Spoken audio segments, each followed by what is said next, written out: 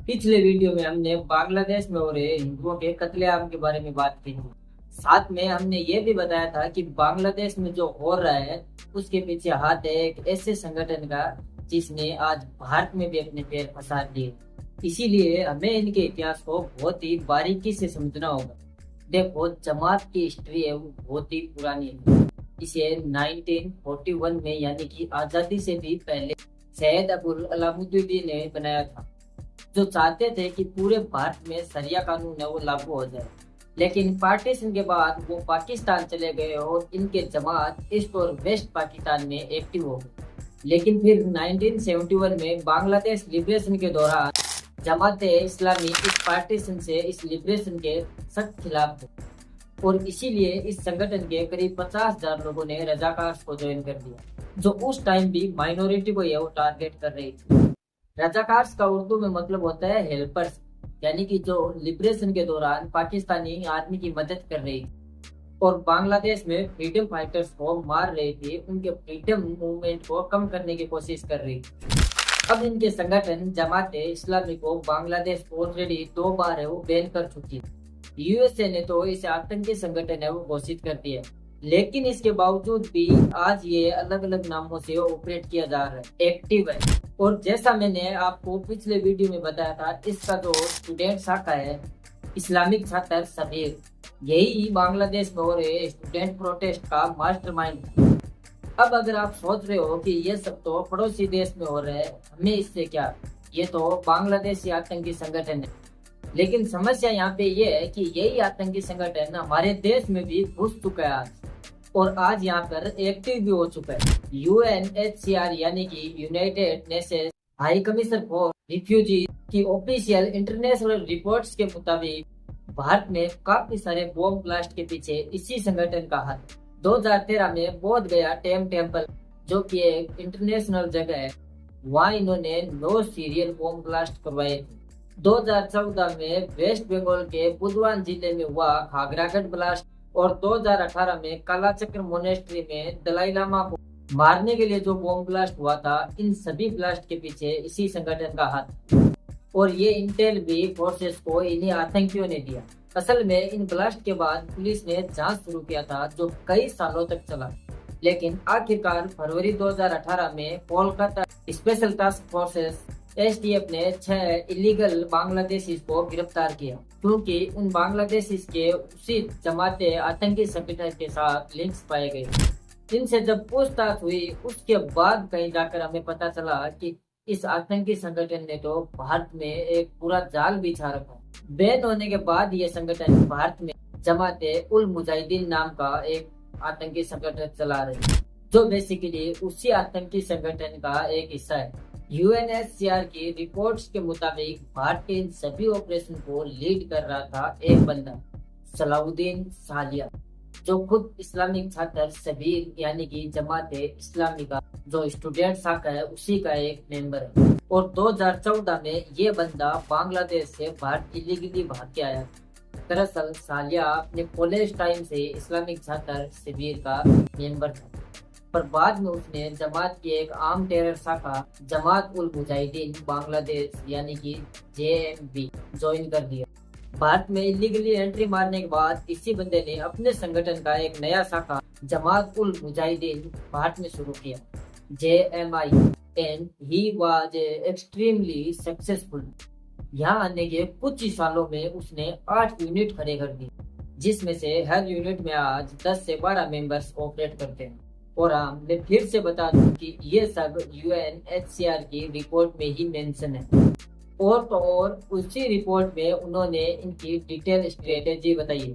सबसे पहले तो ये भारत के खिलाफ एक आर्म स्ट्रगल प्लान कर रहे हैं, जिसमें ये संगठन भारतीयों को ही शामिल होने के लिए रिक्रूट कर रहे हैं, उन्हें ब्रेन वॉश कर रहे हैं। दूसरी बात, इन्होंने प्रोपेगेंडा यूनिट सैम अल हिंद बनाया हुआ है, जो अपना एजेंडा 2 तरीके से चलाता है। पहला, वर्ड प्रेस और जेड-स्पेस.in पे ये लोग कुछ बंगाली आर्टिकल्स पब्लिश करते हैं, और दूसरा यूट्यूब पे भी कुछ सेमी प्रोपेगेंडे वाले वीडियोस को अपलोड किया जाता है। नेक्स्ट, ये लोग न्यूली रिक्रूटेड भारतीयों को आर्म ट्रेनिंग देते हैं और लास्ट में कि ये लोग उन्हीं भारतीयों से भारत में टेररिस्ट अटैक्स करवाते हैं। इस संगठन के स्प्रेड को देखकर फाइनली 2019 में केंद्र सरकार ने जमात उल मुजाहिदीन को बैन कर दिया। भारतीय युवाओं को रेडिकलाइज करके उन्हें भारत में आतंकी एक्टिविटी करने के लिए भड़काने के जुर्म में, और एनआईए ने भी सालियान को पकड़ने के लिए उसके ऊपर 5 लाख रुपए का इनाम रख दिया। अब आप भी बताइए कि इससे क्या हमारी समस्या का समाधान हो जाता है? एनआईए के हिसाब से वेस्ट बंगाल और आसाम जैसे राज्यों के बॉर्डर्स काफी फोर्स है, और इसीलिए यहाँ से इलीगली बांग्लादेशी इमिग्रेट भारत में काफी तादाद में आ जाते हैं और आज तक आ रहे। अभी बांग्लादेश में कू हुआ था, तब जाके हमने हमारी सीमाओं की सुरक्षा को बढ़ाया, वहाँ पर एक आर्मी डिप्लॉयड की। पर उससे पहले का क्या और उसके बाद का क्या? अभी कुछ हफ्ते पहले ही बांग्लादेशी ब्लॉगर्स भारत में इलीगली कैसे घुसने हैं इसका वीडियो बनाकर वो जानकारी दे रहे हैं। उसका क्या? 3 बड़े आतंकी हमलों का जो मास्टरमाइंड था वो बंदा एक इलीगल बांग्लादेशी इमिग्रेट था। इसके बावजूद हम लोग क्या कर रहे हैं? मैंने अपने पिछले वीडियो में कवर किया था कि कैसे जो बंगाल में ये इलीगल माइग्रेट्स आ रहे हैं और वो तो वहाँ में खुलेआम शरिया कानून चला रहे हैं, और इसके सबसे बड़े विक्टिम्स तो खुद मुसलमान हो रहे हैं। भारत में ही आकर ये लोग भारतीय मुसलमानों की औरतों को खुलेआम शरिया कानून के तहत सजा दे रहे हैं। और जब वहाँ के लोकल एमएलए को इस पे मीडिया ने सवाल किया तो उनका ये कहना है, मुस्लिम राष्ट्र में तो ऐसा ही होता है, मुस्लिम कास्टेर सामाजिक आचार विचार होए थाके। और सिर्फ यही नहीं, विदेश खाली में जो 5 डेथ केसेस हुए थे उसका जो मेन आरोपी था यानी कि वहाँ का एमएलए शाहजहां शेख, उसके बारे में भी खबर आ रही है कि वो खुद एक इलीगल बांग्लादेशी इमिग्रेट जो 90s में भारत आया था। आज भारत में होने वाले फॉरेनर्स क्राइम्स में बांग्लादेशी इलीगल इमिग्रेट्स का नंबर सबसे ऊपर है। अब आप ही बताओ कि क्या ये विचार करने वाली बात नहीं है? जितना मुझे लगता है इस समस्या का समाधान सिर्फ एक ही है, सीए और एनआरसी को जल्द से जल्द लागू करना। क्योंकि देखो आज जो हमारे पड़ोसी देशों में हो रहे हैं, माइनॉरिटी को वहाँ पर सामूहिक स्तर पर खत्म किया जा रहा है, उनके लिए भारत को ही एक सहारा बनना होगा। क्योंकि इन देशों के आसपास पड़ोस में कोई भी क्रिश्चियन, बुद्धिस्ट या फिर हिंदू देश नहीं है, और बिल्कुल ये कोई रिलीजन का मुद्दा नहीं है, बल्कि खुद हमारे होम मिनिस्टर ने ये कहा है कि सीए के अलावा भी अगर कोई धर्म का सम्मान करने वाला व्यक्ति, चाहे फिर वो पाकिस्तानी ही क्यों ना हो, अगर वो भारत में कानूनी तरीके से आते हैं तो हम आपका भारत में बहुत स्वागत कर रहे हैं। हमारे संविधान ने रास्ता खोला है, वो एप्लीकेशन कर रेफ्यूजी के तौर पर ना रेफ्यूजी के तौर पर नहीं, नागरिकता लेने के लिए अप्लाई कर सकते हैं। भारत सरकार इनकी भारत की सुरक्षा और भारत की बाकी सारी चीजों को देखते हुए उसका निर्णय करेगी। ने भारतीय नागरिकता देंगे, लेकिन गैर कानूनी जो भारत में आ रहे हैं उनसे हमें प्रॉब्लम है और होनी भी चाहिए। लेकिन जब इन लॉज को कुछ लोग भी एक धर्म का मुद्दा बनाकर हमारे देश में दंगे भड़काने की कोशिश करते हैं ना, तब हमें सारे भारतीयों को एक होकर इसके बारे में सोचना चाहिए। हमें इनके नैरेटिव में फंसकर नहीं रह जाना चाहिए। और हाँ, हम ये सोचकर नहीं बैठ सकते हैं कि हमारे आसपास में तो कुछ नहीं हो रहा है ना, हम तो सुरक्षित हैं, हम किसी और की टेंशन क्यों ले।